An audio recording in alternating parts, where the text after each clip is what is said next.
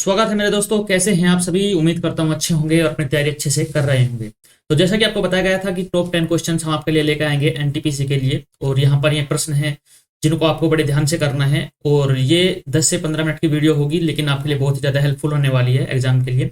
इसमें जितने भी क्वेश्चन हैं सभी प्रीवियस ईयर हैं, और अभी 2024 में जो रेलवे ने एग्जाम कराए हैं ये उन्हीं पर बेस्ड है। ठीक है, वहीं से प्रश्न लिए गए हैं और बहुत ज़्यादा हेल्पफुल होने वाली है वीडियो, इसलिए अपने दोस्तों के साथ जरूर शेयर कीजिएगा।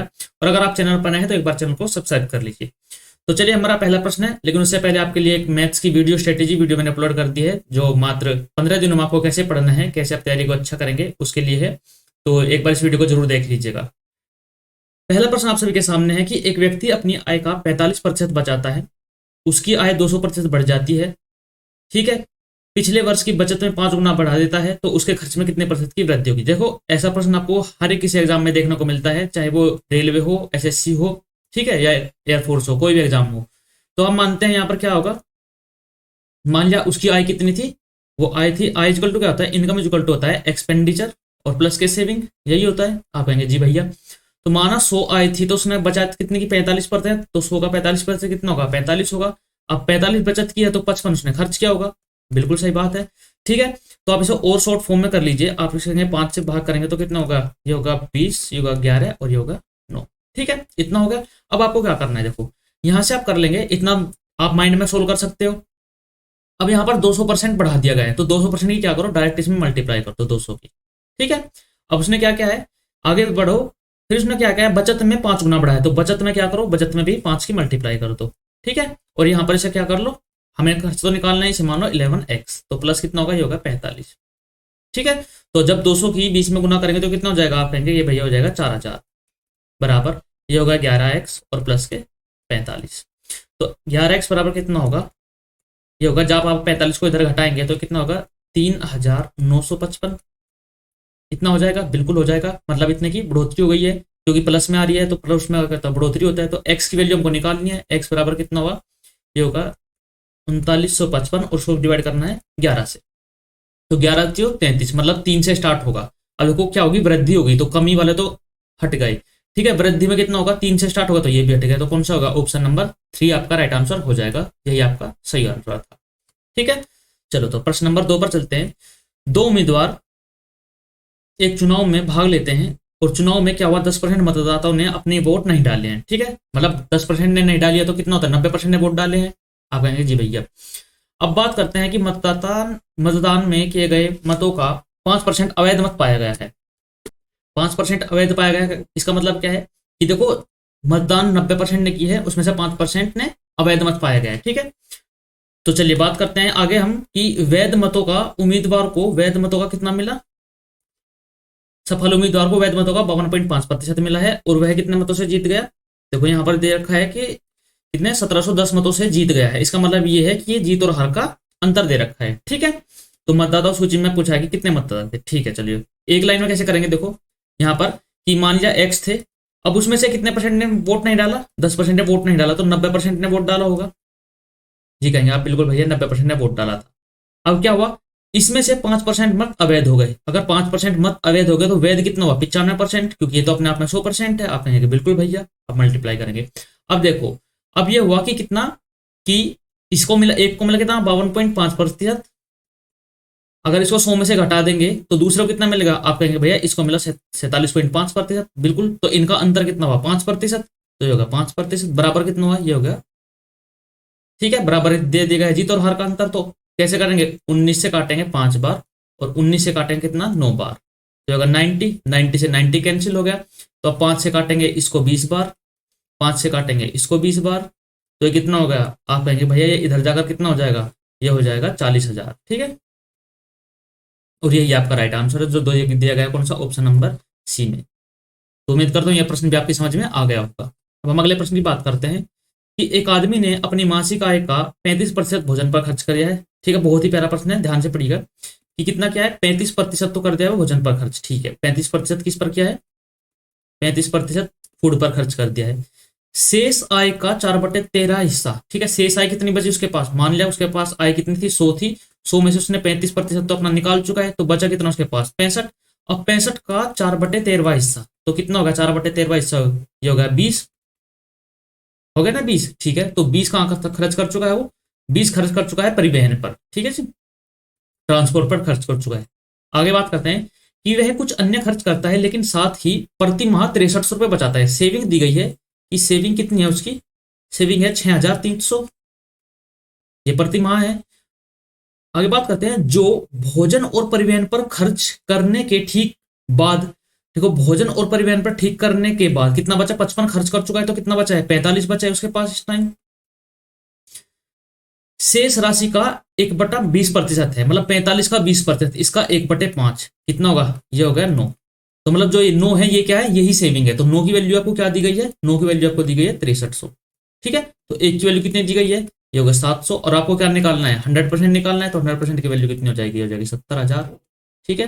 तो 70K, और यही आपका राइट आंसर है, ऑप्शन नंबर 3, ठीक है। अगर आपकी समझ में नहीं आया तो एक बार वीडियो को फिर से देख लीजिएगा, आपकी तुरंत समझ में आ जाएगा। चलिए अगला प्रश्न आप सभी के सामने है कि दो उम्मीदवारों के बीच हुए चुनाव में एक उम्मीदवार को कुल वैध मतों का, यहां पर क्या दिया गया कि कुल वैध मतों का कितना 65% मिला है, 20% मत अवैध थे। यदि कुल मतों की संख्या कितनी है, यहां पर 7500 है, तो दूसरे उम्मीदवार को प्राप्त वैध मतों की संख्या कितनी है। चलो ठीक है, यहां पर हम बात करते हैं कि 20% मत अवैध हो गए। देखो 7500 में से अगर 20% मत अवैध हो गए तो ये कितना हुआ, 80% ये वैध हो गए। आप कहेंगे बिल्कुल भैया, ठीक है। अब एक को मिला है कितना वैध मतों का 65%, तो दूसरे को कितना मिला होगा, आप कहेंगे दूसरे को मिला होगा भैया 35%। बस ये हमको निकालना था, तो निकाल दो कितना होगा।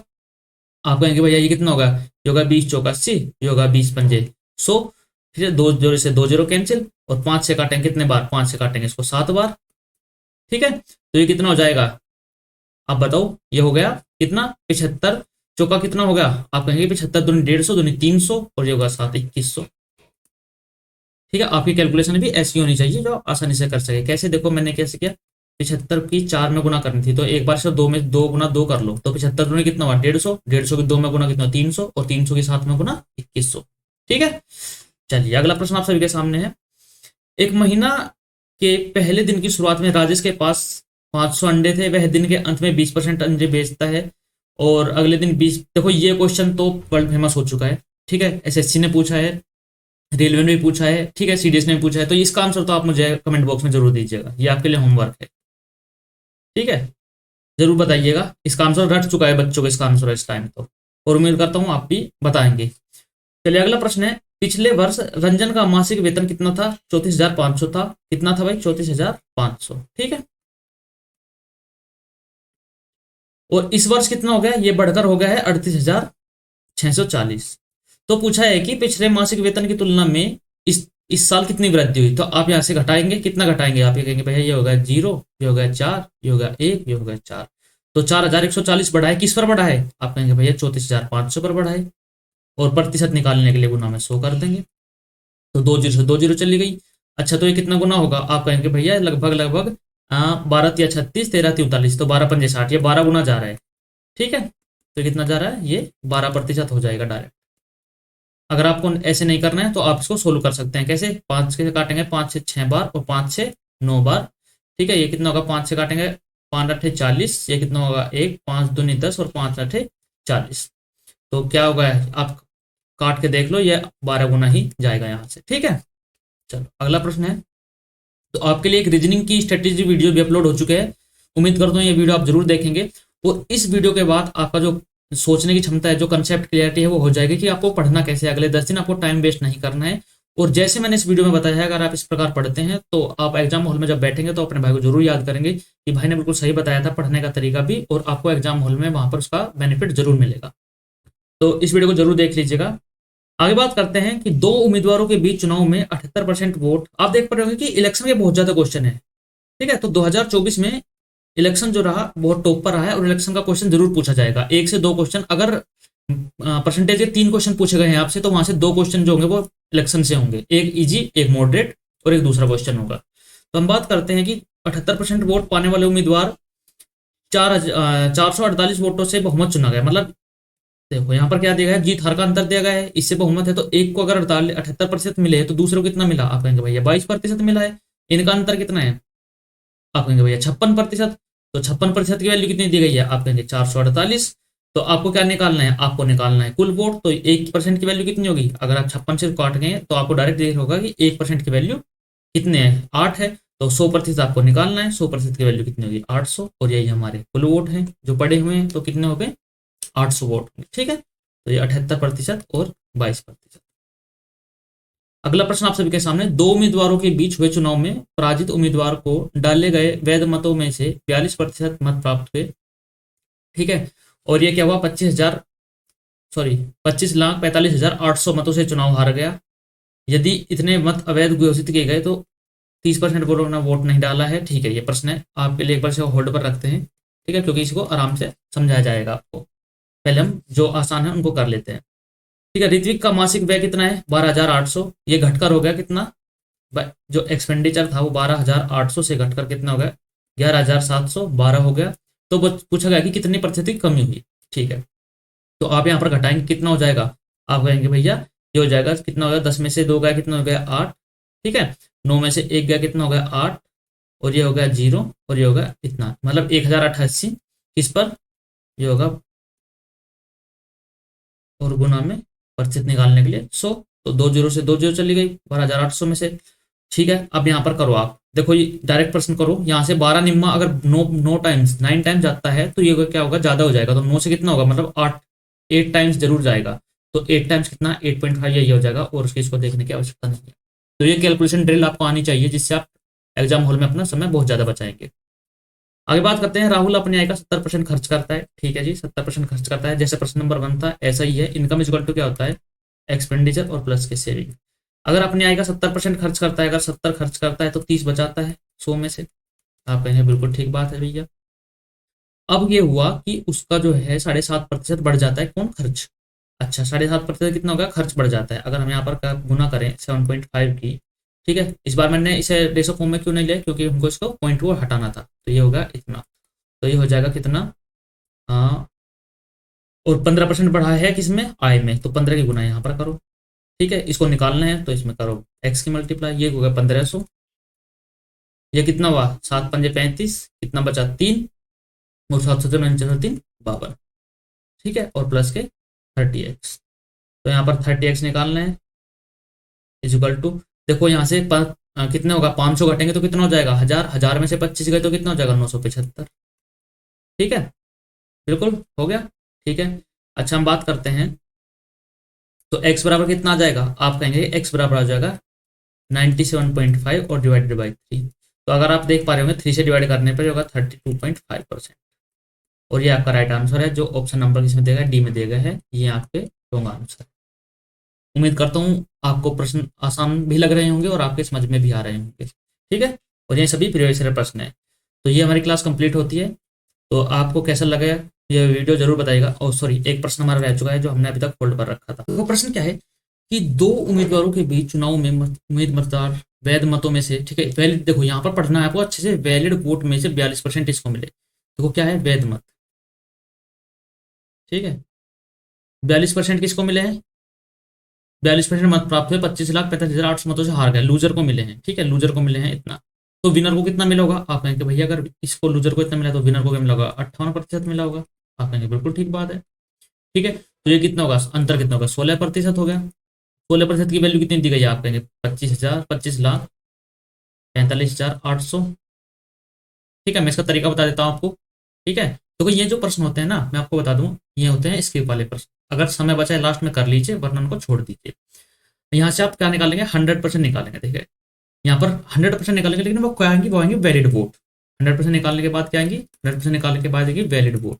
अब वैलिड वोट जो आएंगी उसमें क्या करना है आपको, आगे की बात करें तो 3,65,500 मत अवैध हो गए। देखो इसमें क्या करना है आपको, ये मत जोड़ देने हैं, कितना होगा, 3,65,500, ये मत आपको क्या करना है इसमें जोड़ देने हैं। तो यह क्या आ जाएगा, टोटल वोट आ जाएगी। अब टोटल वोट में से क्या करना है, 30% लोगों ने वोट नहीं डाला है। अच्छा, इसमें से क्या निकालना है आपको, इसका निकालना है आपको 70%, ठीक है। क्या आ जाएंगे, वो आ जाएंगे जो जिन्होंने वोट डाला है। अब उसमें से भी आपको क्या करना है, उसमें से आपको क्या करना है, जो आपकी वैल्यू निकाल कर आ जाएगी उसका भी आपको क्या निकालना है, 30% निकाल लेना है। जो उसका 30% निकलेगा वही आपका क्या होगा, उन लोगों की अनुमानित संख्या होगी जिन्होंने अपना वोट नहीं डाला है, ठीक है। तो जो वोट डालने गए उनका 30% निकालेंगे तो ये आपका क्या हो जाएगा, आंसर आ जाएगा। तो फिर आपका आंसर ये मिलियन में है, इनका जो भी नजदीक आएगा वही आपका राइट आंसर है। ठीक है, तो वीडियो कैसी लगी आपको जरूर बताइएगा और चैनल को सब्सक्राइब कर लीजिएगा और बेल आइकन को प्रेस कर लीजिएगा, क्योंकि ऐसी ही वीडियो आपके लिए आती रहेंगी जो एनटीपीसी के लिए बहुत ज़्यादा हेल्पफुल होने वाली है। और आपको बता दिया जाएगा कि कौन से प्रश्न एग्जाम हॉल में करने लायक होते हैं और कौन से नहीं। जैसे मैंने आपको ये बोला कि ये प्रश्न एग्जाम हॉल में करने लायक नहीं था, आप उसको छोड़ देना था, या फिर आपको अगर आपके पास बाद में टाइम बचा है तब आपको इसमें दिमाग लगा लेना था। ठीक है, तो चलिए मिलते हैं जल्दी अगली वीडियो में, तब तक के लिए take care, bye bye, love you, जय हिंद, जय भारत, जय माता सरस्वती।